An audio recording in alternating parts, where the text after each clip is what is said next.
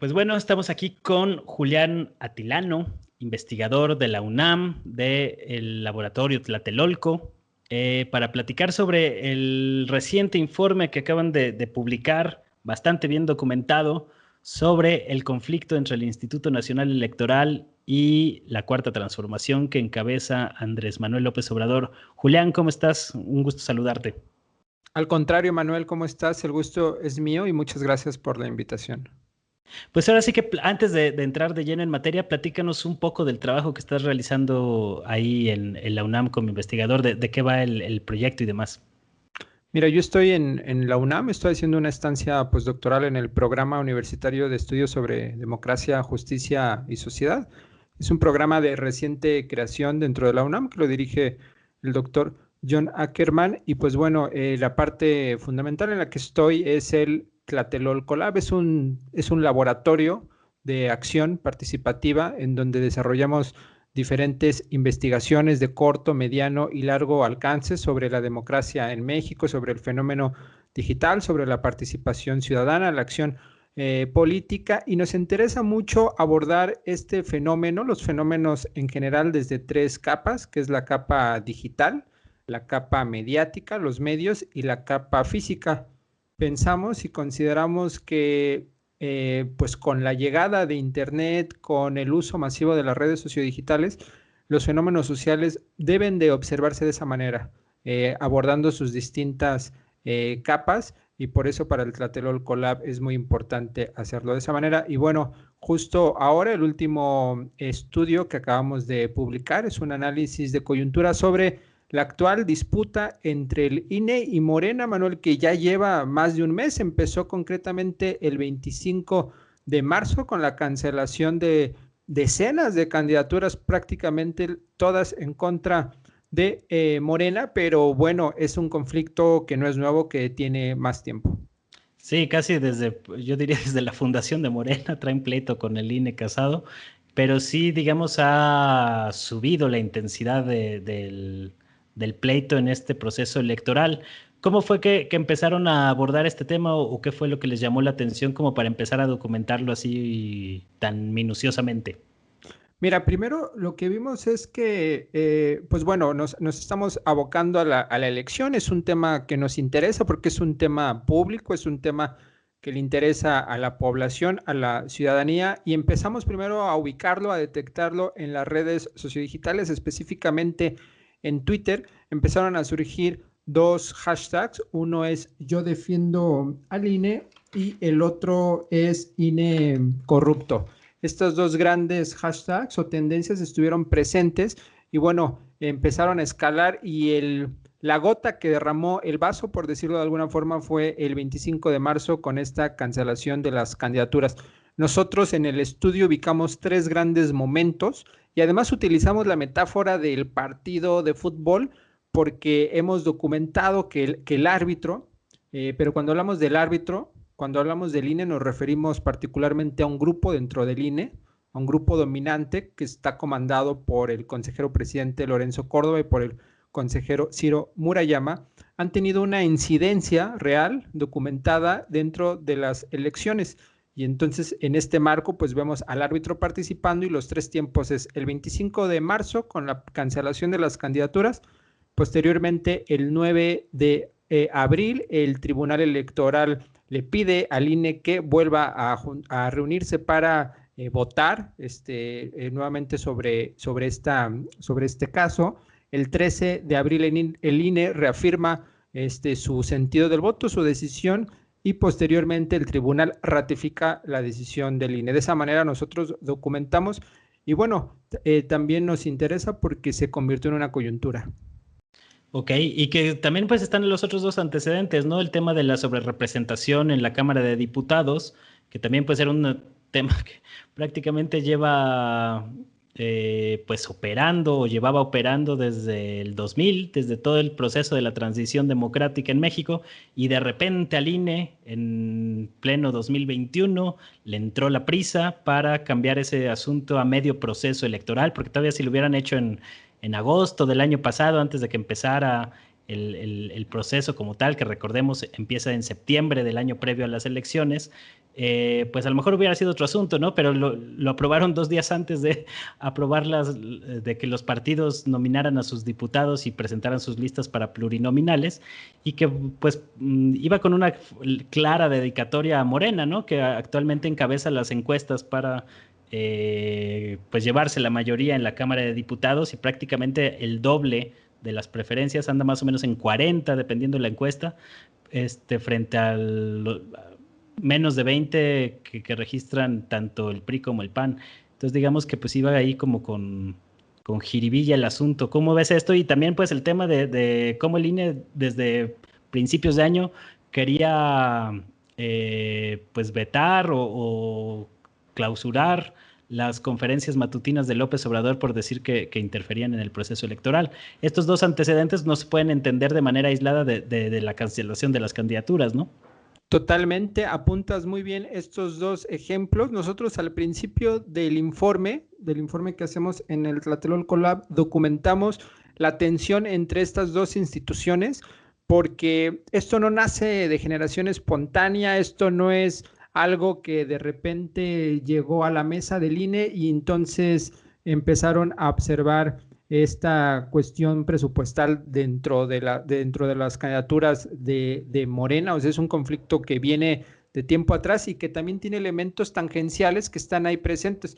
Tú ya bien señalaste lo de la sobrerepresentación, que tiene nombre y apellido, está dirigida en contra de Morena. Lo de las mañaneras también fue a partir de este año que se empezó a impulsar, ya comenzado el proceso electoral. Otro de los temas que está ahí es que constantemente, desde el año pasado, hemos identificado que el consejero presidente ha impulsado una campaña para posicionar y promover una serie de ideas. Una de ellas es hablar en contra de lo que se ha llamado el populismo.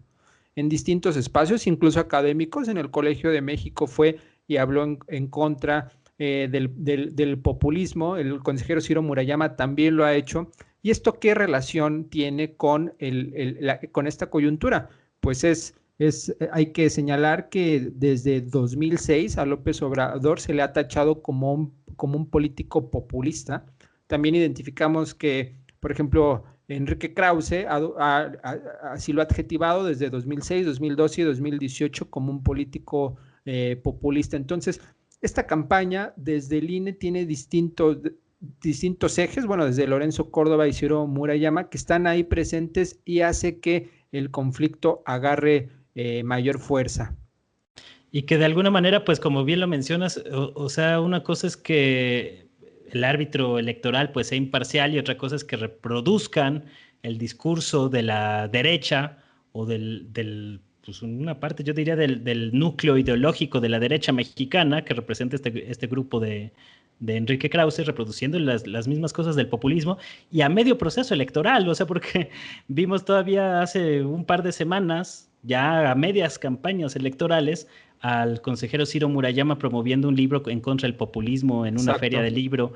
Entonces, ese tipo de actitudes, ¿cómo se pueden entender por parte de la autoridad electoral que pues está sumida en una crisis de legitimidad y de credibilidad muy fuerte entre algunos sectores, aunque algunas encuestas todavía muestran cierta confianza en otros sectores, pero que digamos del 2000, que alcanzó como su clímax de popularidad el entonces IFE, pues ha venido a la baja y en los últimos 20 años se han registrado 2 fraudes electorales a nivel presidencial. Ya no hablemos de otras elecciones como la elección de Estado que vimos en el Edomex en 2017, el caso de Puebla, el caso de Coahuila, otras muchas elecciones bastante cuestionadas.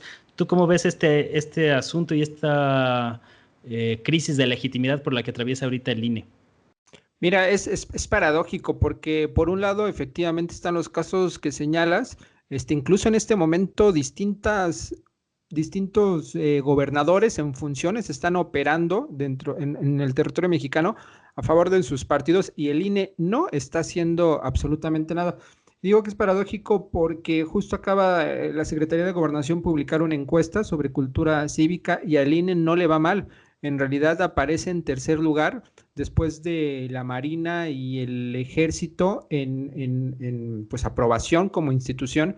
Esto lo cacareó Lorenzo Córdoba, y lo que nosotros observamos es que justo lo que están haciendo un uso faccioso del INE, estos dos personajes, y entonces ellos utilizan este prestigio que de alguna forma sí tiene el INE para estar golpeando. ¿Por qué? Porque hablan como si su posición fuera la posición del INE, y lo que no se ha documentado, nosotros lo hacemos en el estudio, es que al interior del INE hay también una disputa.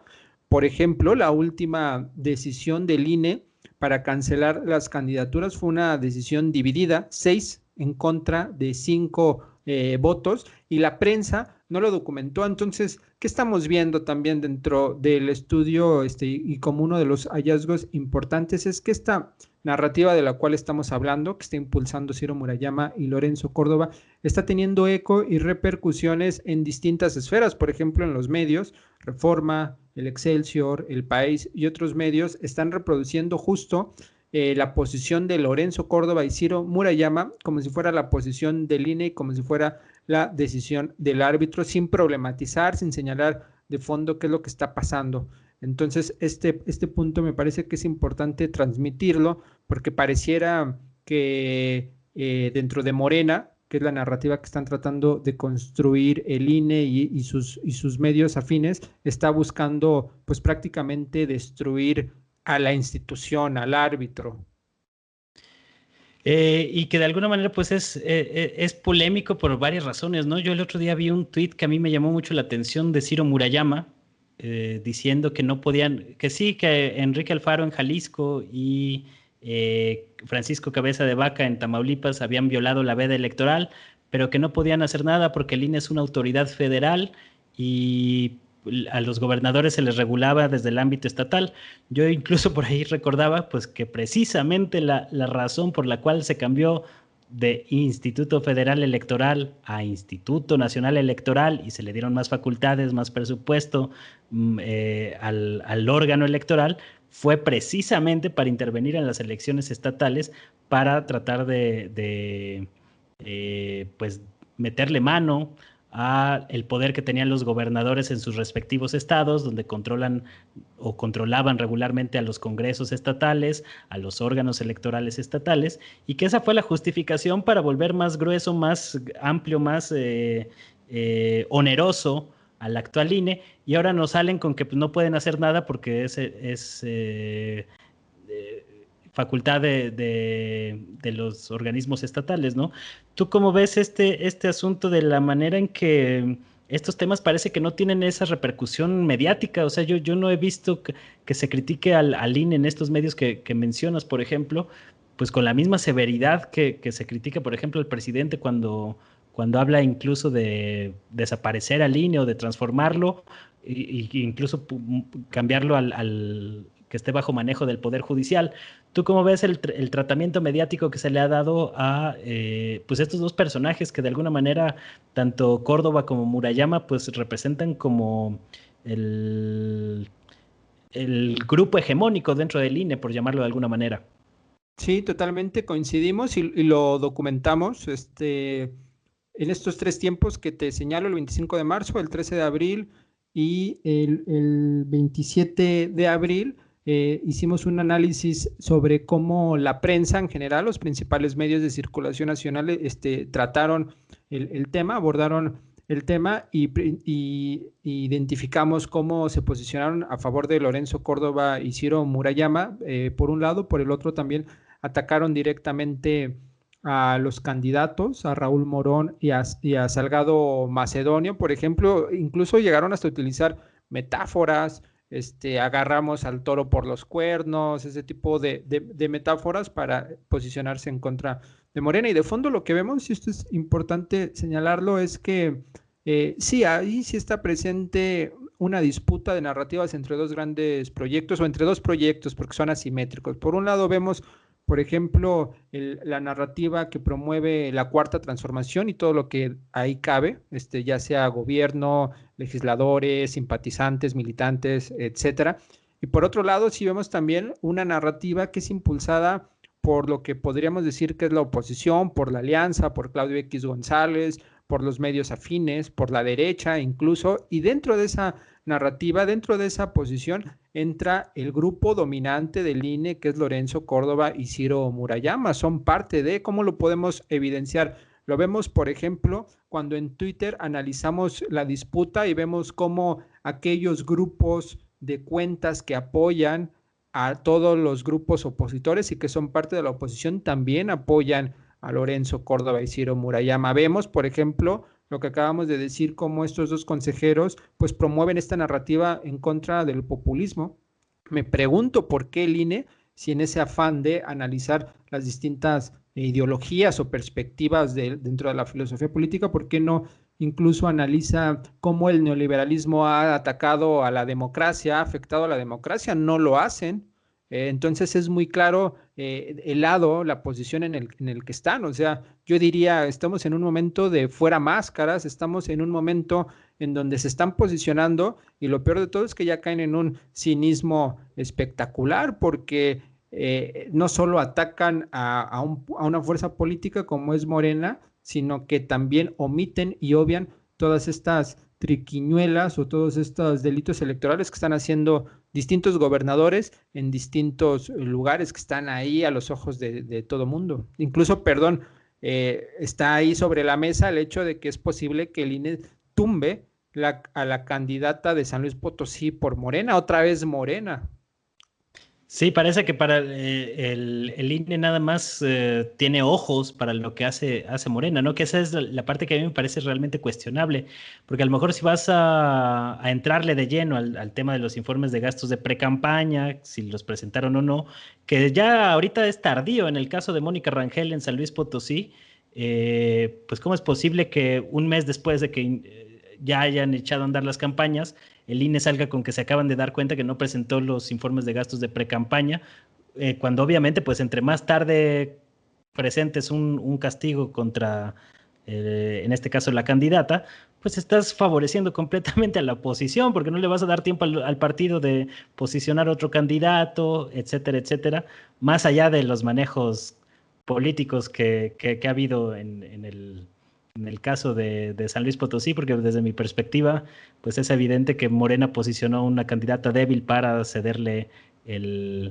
la gubernatura al Partido Verde con Gallardo en San Luis Potosí. Entonces, hasta para eso se me hacen burdos en el INE, porque hasta para hacer grilla no le están no tienen muy claro por dónde va el asunto, porque a final de cuentas, el quitarle la candidatura a Mónica Rangel en San Luis Potosí, pues solo está evidenciando más la mala leche y el dolo y la parcialidad con la que está operando el Instituto Nacional Electoral, y sobre todo porque, como lo denunció en su momento la consejera Adriana Favela, pues hubo otros candidatos, por ejemplo, en Guerrero, el candidato de la alianza PRI-PRD, que hasta donde supimos, porque ya no se supo más de ese asunto, no había presentado el informe de gastos de precampaña o no aparecía en la plataforma del INE. Entonces, ¿cómo ves tú la manera en que pues ya prácticamente el INE o estas cúpulas dentro del INE o el grupo hegemónico que controla todavía al Instituto Nacional Electoral, pues ya es prácticamente más un actor político de oposición? Totalmente, están incidiendo en el proceso electoral, están cargando la balanza.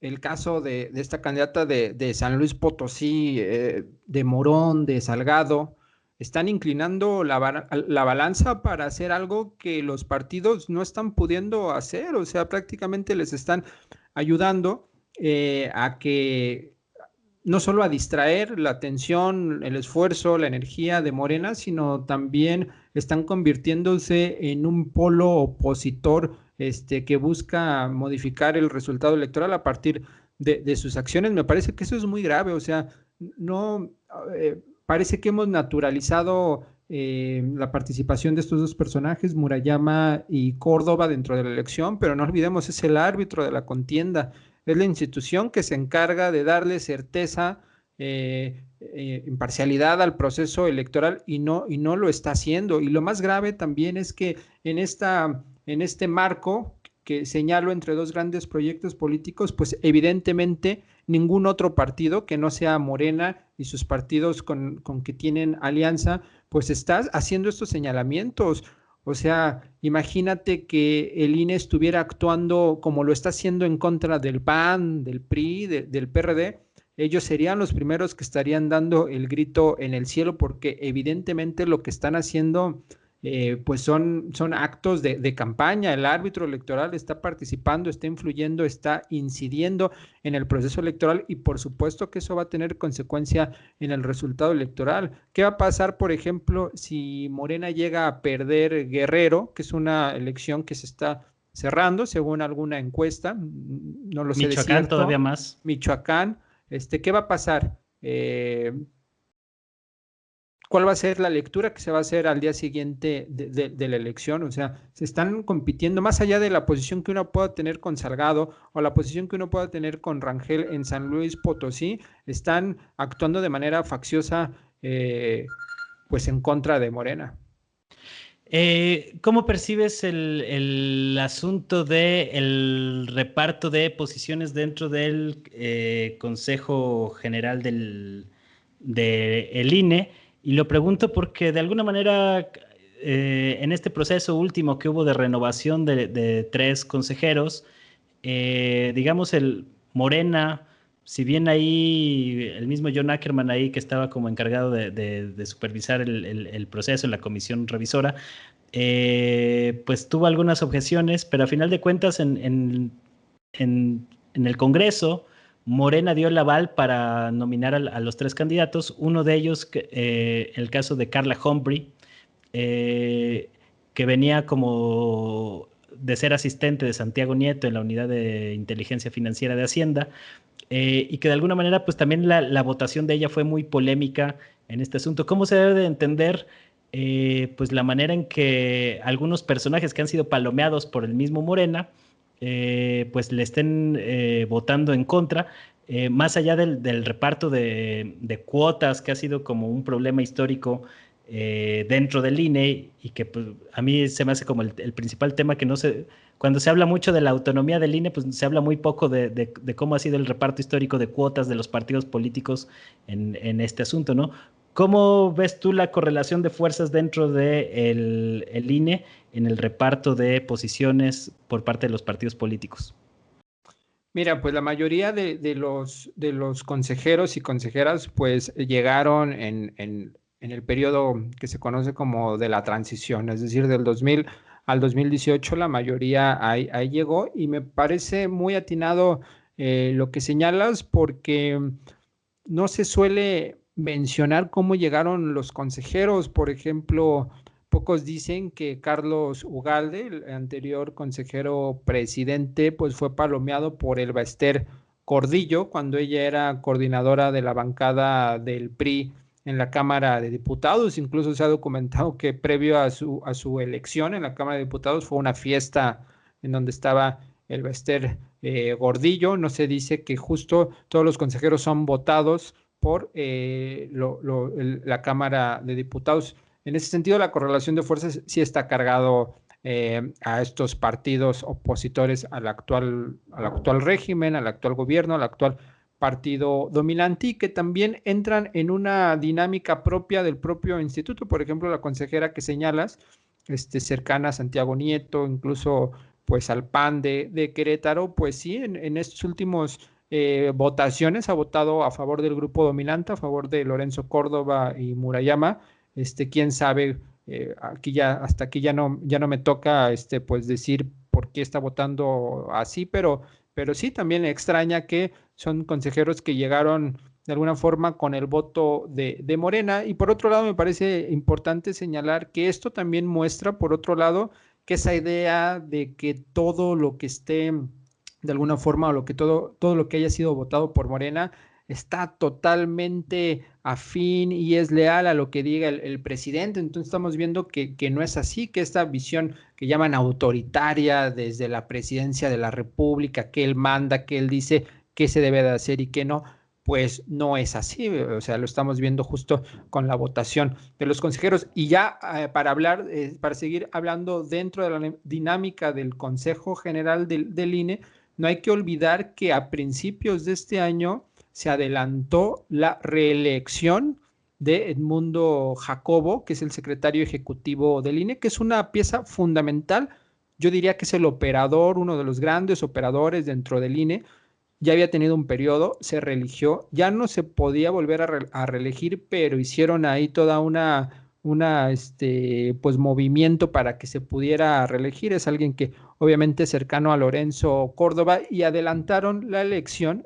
Esta elección tenía que haber sido después de abril, después de la elección de estos consejeros que señalaste, y se adelantó para que obviamente se pudiera reelegir, porque en el cálculo de Córdoba y Murayama, pues pensaban que estos consejeros que iban a llegar iban a cargar la balanza y no le iban a dar la reelección a Jacobo. Y bueno, estamos viendo cómo están haciendo política y operando al interior del INE, y bueno, los medios no lo documentaron de esa manera.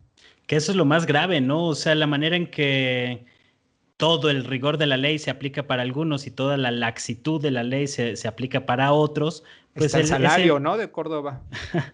ese mismo criterio lo hemos visto en los medios de comunicación, donde se ha puesto todo el rigor informativo sobre unos y toda la laxitud informativa sobre otros. Entonces, ¿de qué manera ves tú que existe pues esta eh, pues integración de un bloque hegemónico entre el INE, la derecha y los medios de comunicación, que a final de cuentas el grueso de los medios de comunicación o de los grandes medios mexicanos en este país pues son afines a la derecha?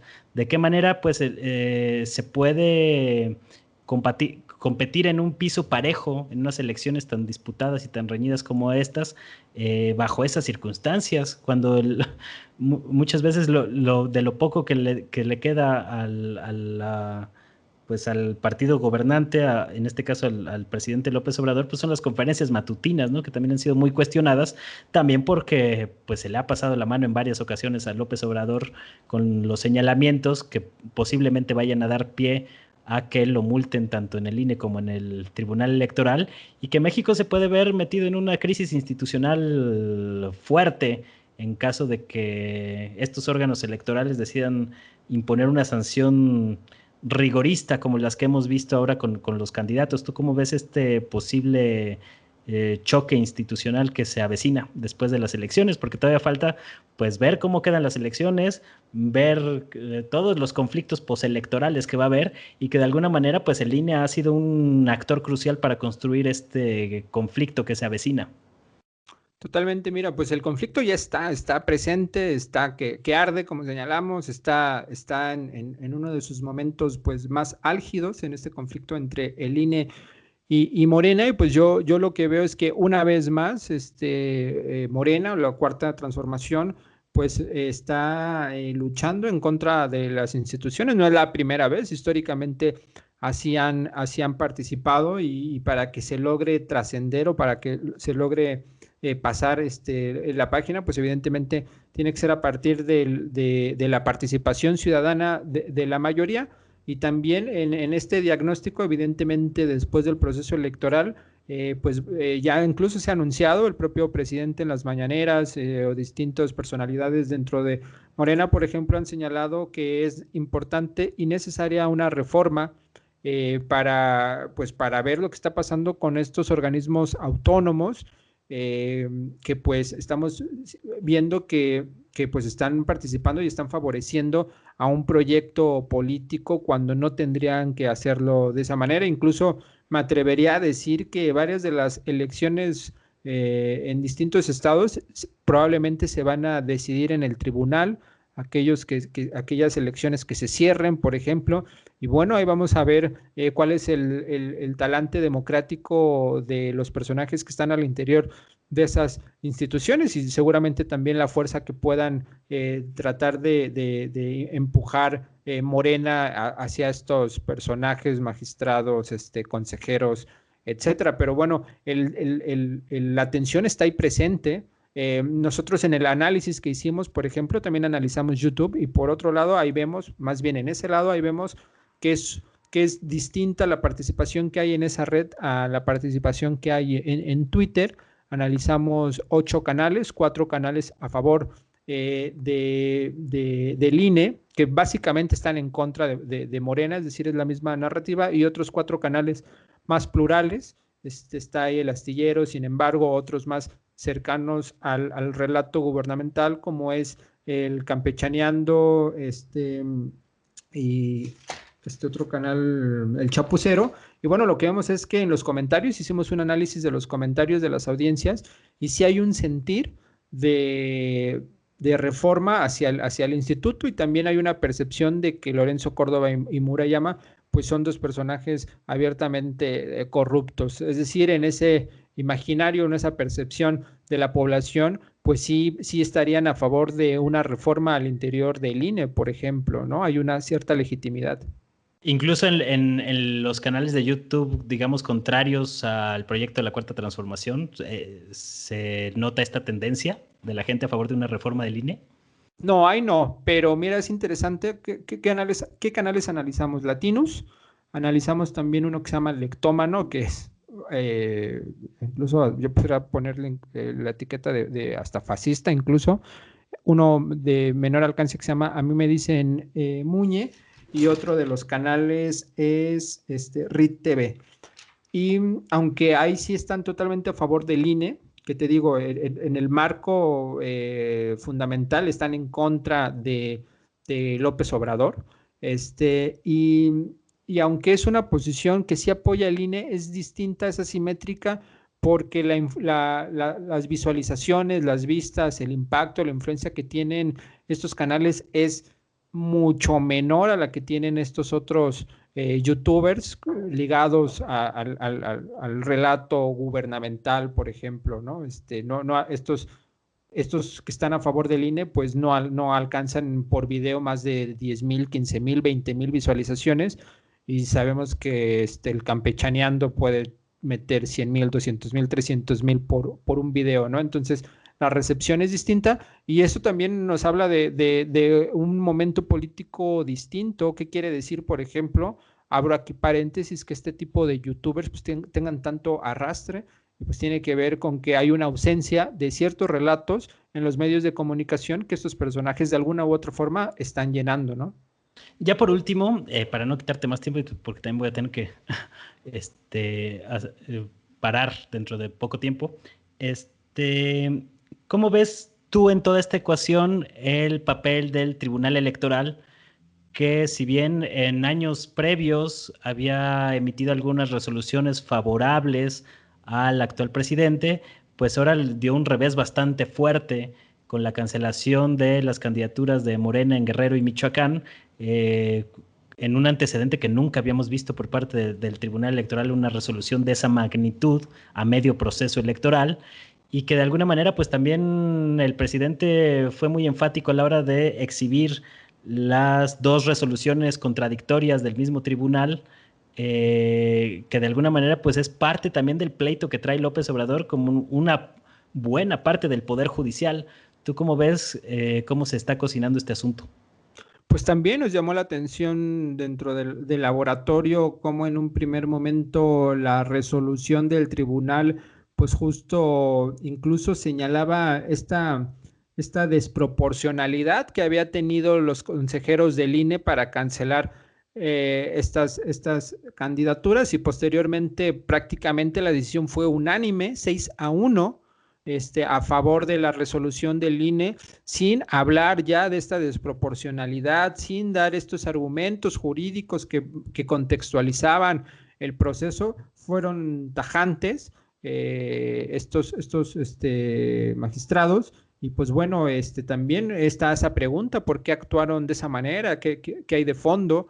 Muchas veces, pues desde afuera, el Poder Judicial pues se ve como un grupo de personajes que se apegan estrictamente a la ley, como que si no hubiese intereses políticos que están ahí permeando, que están alrededor y que también influyen en las decisiones. O sea, ¿por qué votaron ahora de forma distinta, incluso repitiendo los argumentos del INE? Yo creo que esa es una pregunta que sigue en el aire. No sé yo creo que ellos tendrían que responder qué sucedió. Y también sabemos que ese tipo de organismos llegan a ser cajas negras. Es difícil entrevistar a esas personas, es difícil conocer sus puntos de vista. son inapelables sus posiciones. Entonces, pues bueno. Ok, bueno, pues muchísimas gracias por tomar la llamada para esta entrevista. Creo que han sido puntos muy interesantes y sobre todo, pues ahora que, pues como se prevé, puede venir un choque institucional fuerte, una crisis institucional, dependiendo cómo salgan las elecciones, pero donde se aprieten más los resultados electorales, se puede venir una crisis fuerte en México a nivel institucional en el contexto de este cambio de régimen político.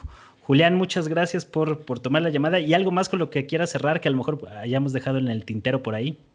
Pues nada, que sigan la página del Tlatelolco, están en el PUEX, UNAM, y pues bueno, somos un laboratorio multidisciplinario que estamos, te repito, haciendo investigaciones sobre la cultura política, los procesos políticos, y pues nos interesa sobre todo que este tipo de informes lleguen a la mayoría de las personas, lleguen a la población y tratar de bajarnos de esa torre de marfil y por supuesto que la gente pueda entrar. Tenemos ahí una herramienta que es el Caracol Ciudadano para que las personas entren, jueguen, le piquen, vean las tendencias en Twitter, por ejemplo, y conozcan más sobre esto del fenómeno digital, porque como te decía, yo creo que ya estamos en un momento en el que el análisis de la realidad social no puede obviar lo que sucede en las redes.